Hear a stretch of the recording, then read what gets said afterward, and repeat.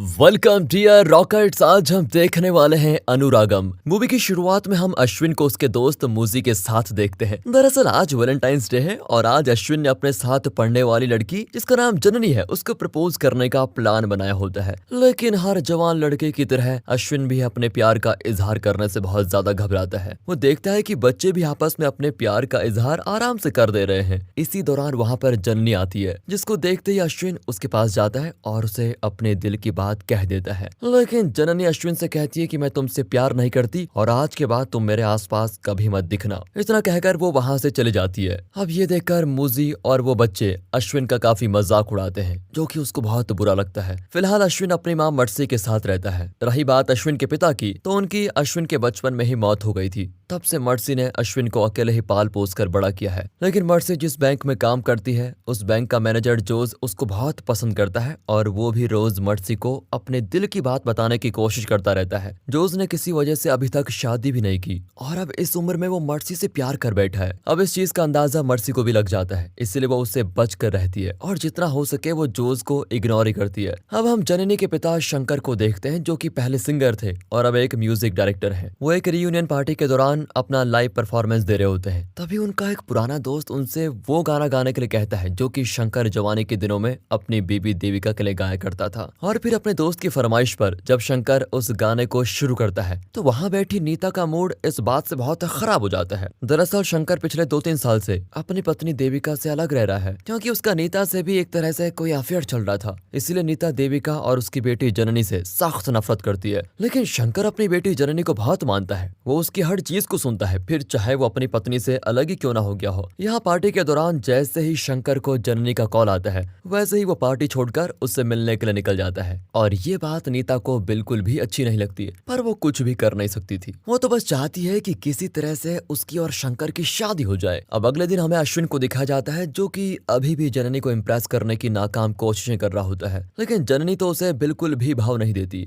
दूसरी ओर हम जोस को एक फादर के साथ देखते हैं जिन्हें वो राजी कर रहा होता है कि आप मर्सी से जाकर कहिए कि वो मुझसे शादी करे। अब ये काम इतना आसान तो नहीं होता, लेकिन फादर इसे करने के लिए तैयार हो ही जाता है। फादर को लेकर जोस मर्सी के घर पहुंचता है जो कि मर्सी से बात करने के लिए अंदर जाते हैं और जोस बाहर ही रुक जाता है। यहाँ जोस अपनी माँ को सारी बात बताता है कि कैसे वो मर्सी को पसंद करता है, लेकिन जोस के डर की वजह से वो भी परेशान होती है। असल में जोस एक छोटा सा ओल्ड एज होम भी चलाता है। इससे हमको पता चलता है कि वो असल में एक अच्छा और शर्मिला स्वभाव वाला आदमी है। इसीलिए तो उसने मर्सी से बात करने के लिए फादर को भेजा था, जो कि मर्सी को समझाने की बहुत कोशिश करते हैं कि इस तरह जिंदगी अकेले नहीं बितानी चाहिए, हर इंसान को एक दूसरे इंसान की जरूरत होती है। अब उनकी इस बात का जवाब देते हुए मर्सी कहती है इस दुनिया में जो इंसान अकेला होता है उसका सहारा खुद गॉड बनते हैं। ये सुनकर तो फादर समझ जाते हैं कि मर्सी का अपनी लाइफ दोबारा से शुरू करने का कोई मूड ही नहीं है। वहीं बाहर जोस जब फोन पर बात कर रहा होता है तभी उसको मर्सी का बेटा अश्विन नजर आता है, जिसे देखकर जोस उससे बात करने के लिए जाता है, लेकिन अश्विन उसकी बातों का जवाब देने के बाद वहां से निकल जाता है। इसके बाद हम जननी की माँ देविका को देखते हैं जो कि लोगों के ऑर्डर देने पर केक बनाने का काम करती है। और इसी दौरान देविका की एक दोस्त उसे बताती है कि रीयूनियन पार्टी में कैसे शंकर नीता के साथ डांस कर रहा था।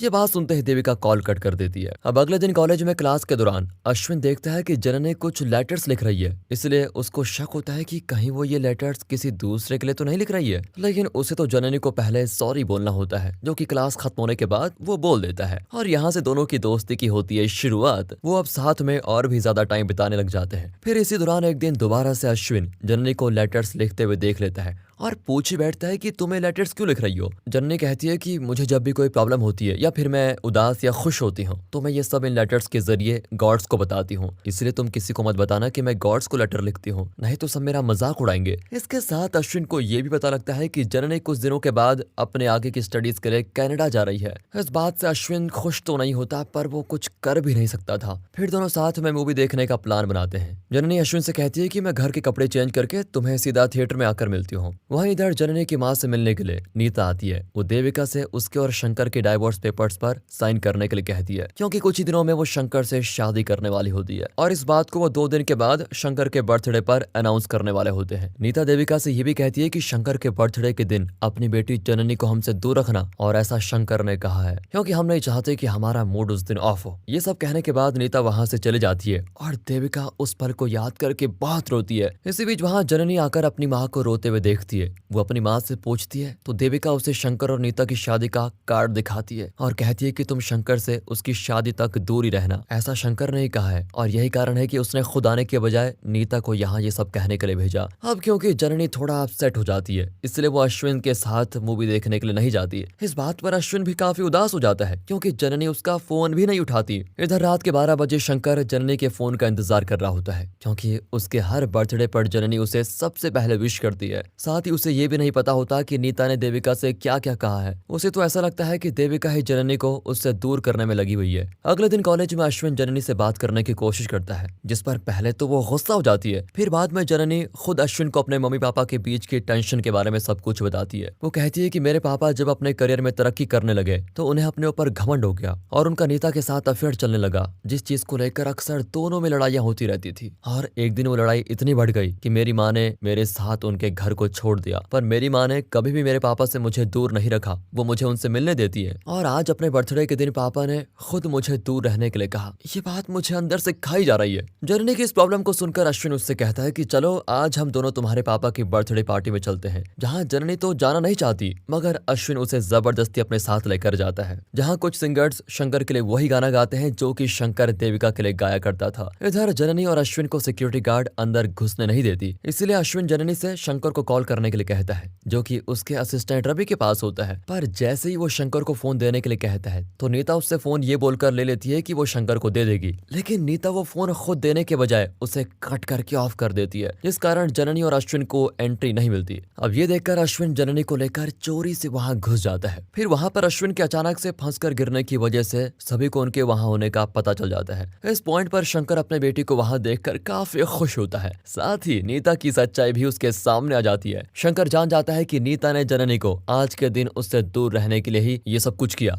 यहाँ नीता तो बौखलाहट में जननी को धक्का दे देती है और ये देखकर शंकर भी नीता को एक जोर का थप्पड़ लगाता है और फिर वो अपनी बेटी के साथ निकलता है। लेकिन ये सब कुछ अश्विन की वजह से ही हो पाया, इसलिए जननी खुशी से उसके गले लग जाती है। साथ ही वो अश्विन से कहती है कि तुम हमेशा मेरे साथ रहना क्योंकि मैं तुम्हें अपने दोस्त से भी ज्यादा मानती हूँ। इस बात को सुनकर अश्विन भी काफी खुश होता है क्योंकि ये सब उसने पहले से प्लान करके रखा हुआ था। दरअसल अश्विन ने जब जननी को उदास देखा तो उसने जननी के बैग से लेटर्स निकाल कर पढ़ लिए थे, इसलिए उसने पार्टी में गाने गाने वाले सिंगर को शंकर के उस गाने को पार्टी में परफॉर्म करने के लिए बोला था। फिर अश्विन जननी को अपने साथ पार्टी में लेके गया और उसके बाद जो हुआ वो तो आप जानते ही हैं। अब क्योंकि अश्विन अपनी जिंदगी में पहली बार ऐसा फील कर रहा होता है इसलिए वो अपनी माँ से पूछता है कि माँ क्या आपको कभी किसी से प्यार हुआ है, जिस पर वो बताती है कि जब वो अनाथ आश्रम में थी तो सिर्फ उन्हें देखने के लिए एक लड़का प्रीस्ट के कपड़ों में वहां पर आया था, जिसे जब पकड़ा गया तो उसने ये कबूला कि मैं मर्सी को देखने आया था। उसकी माँ आगे कहती है कि हालांकि उस लड़के की हरकत के लिए पुलिस उसको पकड़ कर लेके गई, जिसके बाद मैं जब बड़ी हो गई तो मेरी शादी तुम्हारे पापा से हो गई। और यहाँ उसकी माँ मर्सी समझ जाती है कि उसका बेटा जननी को पसंद करता है क्योंकि उसे जननी के साथ मर्सी ने कई बार देख लिया था। इधर अश्विन बहुत ही खुश है तो दूसरी तरफ जननी भी अपनी खुशी के बारे में देविका से बता रही होती है। वो देविका से बताती है कि कैसे शंकर ने नीता को एक थप्पड़ मार दिया था। यहाँ देविका उसकी बातों पर ज्यादा ध्यान नहीं दे रही होती है, पर तभी उसको एक फोन आता है और उसे अपनी बेटी के साथ पुलिस स्टेशन आने के लिए कहा जाता है। दरअसल नीता ने थप्पड़ मारने के लिए शंकर की शिकायत पुलिस में कर दी होती है, इसलिए पुलिस ने शंकर और जननी को नीता से माफी मांगने के लिए बुलाया होता है ताकि ये मामला यही रफा दफा हो सके। अब यहाँ शंकर माफी मांगने के लिए राजी तो नहीं होता, लेकिन फिर वो देविका के कहने पर माफी मांग ही लेता है। साथ ही जननी को भी नीता से माफी मांगनी पड़ती है, जिसके बाद देविका जननी को लेकर वहां से घर आ जाती है। अब शंकर जब यहाँ से जाने वाला होता है तो वो नीता की गाड़ी नो पार्किंग में देखकर उस पर अपनी गाड़ी से टक्कर मार देता है। फिर वो इसके लिए भी सॉरी बोलकर निकल जाता है। उसकी इस हरकत के बावजूद शंकर को पुलिस कुछ नहीं कहती क्योंकि नीता की गाड़ी नो पार्किंग में खड़ी थी। इस वजह से उल्टा नीता पर नो पार्किंग का केस बन जाता है। अगले दिन जोस की माँ मर्सी से बात करने के लिए आती है क्योंकि वो जानती है कि जोस ने हिम्मत नहीं हारी है और वो मर्सी को अपने दिल की बात कह ही देगा। जोस अपनी माँ से कहता है कि आप जाकर बात करो ना, मैं कुछ देर के बाद आता हूँ। जोस की माँ यहाँ मर्सी से बताती है कि जोस जब कॉलेज में था तो वो एक लड़की से प्यार करता था, लेकिन उस लड़की को दिल की बात बताने की उसे कभी हिम्मत नहीं हुई, मगर उसकी वजह से जोस ने कभी किसी लड़की से शादी भी नहीं की और अब वो तुमसे प्यार करता है। बेटी तुम भी जिंदगी में अकेली हो और वो भी तन्हा, तो तुम और वो एक क्यों नहीं हो जाते। यहाँ माँ जी की बात को सुनकर मर्सी उन्हें साफ मना कर देती है और उसी वक्त जॉर्ज भी अपनी माँ को लेने के लिए आ जाता है, जिसको देखकर मर्सी उसको काफी उल्टा सीधा सुनाती है। वो कहती है कि कम से कम अपनी उम्र का तो लिहाज करो। मर्सी की इन बातों को जो चुपचाप मुंह बंद करके सुनने के बाद अपनी माँ को लेकर चला जाता है। इधर जननी मोजी और अश्विन को लेकर अपने पापा के साथ डिनर के लिए बाहर आती है। जहाँ जब मोजी और जननी ऑर्डर लेने के लिए जाते हैं तो मौका देखकर अश्विन शंकर से कह देता है कि मेरा दोस्त मोजी बहुत दुखी रहता है और हमेशा अपने पापा को मिस करता है, क्योंकि उसके मम्मी पापा की लड़ाइयों की वजह से मोजी के पापा उनसे अलग रहते हैं। यहाँ उसकी इस बात को सुनकर शंकर को अपनी बेटी के लिए बहुत बुरा लग जाता है और मोजी के लिए भी बहुत बुरा लगता है। लेकिन यहाँ अश्विन ने शंकर से झूठ कहा था। उसने इसीलिए बोला ताकि शंकर ये समझ पाए कि उनकी बेटी असल में क्या चाहती है। दूसरी ओर जोस की माँ जब मर्सी को देखती है तो वो उसका नाम लेकर उसको पुकारती है, लेकिन मर्सी उसे नजरअंदाज करके चली जाती है। जिसके कुछ देर के बाद जोस जब घर आता है तो उसे वहाँ अपनी माँ मरी भी मिलती है, जिनकी इस अचानक हुई मृत्यु के बाद वो बहुत दुखी होता है। साथ ही जब मर्सी को इस बारे में पता चलता है तो वो इसका जिम्मेदार खुद को मानती है, क्योंकि आखिरी बार उसने उसको नजरअंदाज किया था। इसलिए वो इस ब्रांच से दूसरे ब्रांच में ट्रांसफर लेने के लिए एप्लीकेशन डाल देती है, क्योंकि वो अब जोस को फेस नहीं करना चाहती। इधर शंकर को भी अपनी गलती का एहसास हो चुका है। वो किसी भी तरह अपनी पुरानी जिंदगी में लौटना चाहता है, मगर उसमें हिम्मत नहीं होती कि वो देविका से इस बारे में बात कर सके, उससे माफी मांग सके। इसलिए वो इसके लिए मोजी और अश्विन की हेल्प के लिए सोचता है, जिसके लिए वो मोजी के घर काफी सारे तोहफे लेकर जाता है, जहाँ शंकर के सामने अश्विन का बोला हुआ सारा झूठ सामने आ जाता है। इसलिए वो अश्विन पर पहले तो गुस्सा करता है,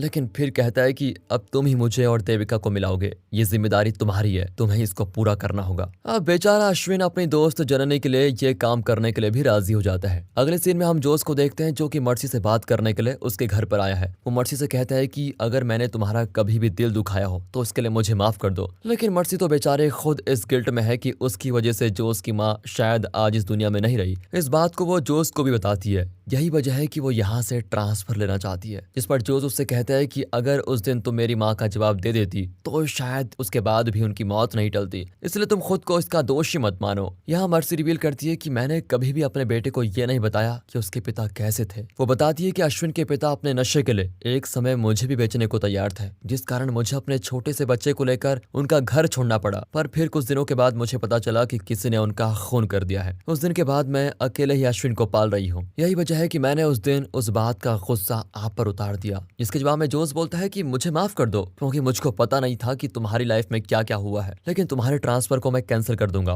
और तुम्हें यहीं पर काम करना होगा। जोस का स्वभाव देखकर मर्सी को काफी अच्छा लगता है और यहाँ एक तरह इन दोनों में दोस्ती शुरू हो जाती है। जिसके बाद ये दोनों एक दूसरे से पहले की तरह कतराते नहीं, बिल्कुल खुलकर बातें करते हैं। बल्कि रही बात देविका और शंकर को मिलाने की, तो अश्विन इस काम में जी जान लगा देता है, पर देविका पर तो इसका कोई फर्क ही नहीं पड़ता। वो हर बात पर शंकर को नजरअंदाज कर देती है। ये देखकर अश्विन देविका को एक केक का ऑर्डर देने के बहाने एक जगह पर बुलाता है, जहाँ पर शंकर भी मौजूद है। वो देविका के लिए वही गाना गाने लगता है, लेकिन देविका को ये बिल्कुल पसंद नहीं आता और वो शंकर और अश्विन को खूब सुनाकर चली जाती है। मतलब कि अश्विन का ये प्लान भी फेल हो चुका है। वहीं दूसरी ओर ऑफिस से घर आने के दौरान मर्सी के पूछने पर जोस उसे अपने पहले प्यार के बारे में बताता है। साथ ही वो रिवील करता है कि तुम्हें तो वो लड़का याद ही होगा जो प्रीस्ट के कपड़ों में तुम्हारे अनाथ आश्रम में घुस गया था। वो कोई और नहीं बल्कि मैं ही था। मैंने तुम्हें हमारे स्कूल में देखा था, तब से आज तक बस तुम्हें अपने दिल की बात बताने की हिम्मत कर रहा हूँ। यहाँ इस सच्चाई को सुनकर मर्सी सरप्राइज होने के साथ खुश भी होती है। फिर यहाँ इन दोनों के बीच प्यार की होती है शुरुआत। तो वहीं जननी अश्विन से मिलकर अपनी दोस्ती तोड़ लेती है, क्योंकि अश्विन की वजह से जननी के घर में टेंशन हो गई है। उसकी माँ भी काफी ज्यादा गुस्से में होती है। अब जननी की दोस्ती को खोकर अश्विन काफी ज्यादा दुखी होता है, क्योंकि जल्द ही जननी कनाडा जाने वाली है। इसी दौरान मर्सी अश्विन से जोस के बारे में बताती है। साथ ही ये भी कहती है कि वो दोनों एक दूसरे से प्यार करते हैं। यहाँ अश्विन पहले तो ऐसे दिखाता है जैसे उसे काफी बुरा लगा हो, लेकिन उम्र कम होने के बाद भी वो काफी मैच्योर है। वो अपनी माँ के इस रिश्ते को एक्सेप्ट कर लेता है,